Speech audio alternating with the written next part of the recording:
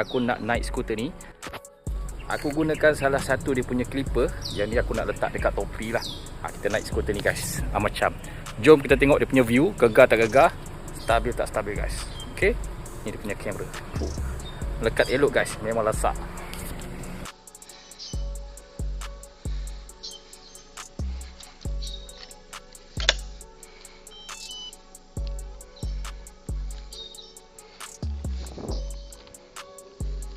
So sekarang ni aku tengah gunakan fungsi mic dia. Sekarang tengah naik skuter, ada angin apa semua. Korang boleh dengar tak suara aku? Aku letak dekat aku punya topi je, nampak? Ini skuter dan tu kereta aku.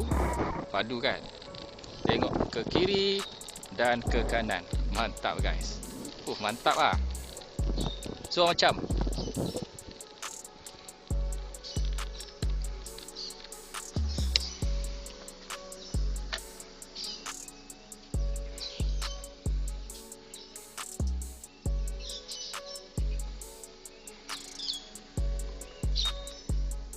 ni cycling package. Memang korang akan dapat full set dalam dia punya box ni. Ni semua magnetic tau. Ini punya bracket, ini untuk letak dekat cycle, skuter, motor, USB-A tu USB-C charge. Memory card pun dia ada bagilah. Untuk paket ni dia bagi 8GB. Korang boleh tambah sendiri korang punya memory card pun boleh juga.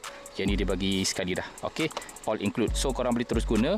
Yang ni layout untuk letak dekat korang punya leher. Dia ada tali juga. Dan yang ni pun magnetic tau. Ni ada melekat magnet ni. Ini dia punya magnetic charger. Ni korang akan dapat juga. Dan yang ni dia punya clip untuk letak dekat kita punya baju, handbag, bag dan topi pun boleh. Alright. Yang ni pun magnetic juga. Nampak dia melekat Madu guys. Ni dia punya bracket, korang kena pasang.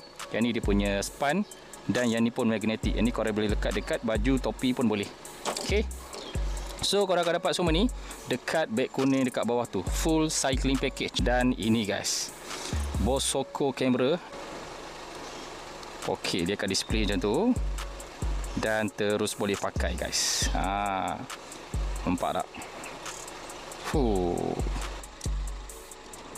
So kalau korang nak beli kan, korang boleh tekan je dekat beg kuning bawah tu. Memang korang akan dapat complete set dalam dia punya box ni tadi.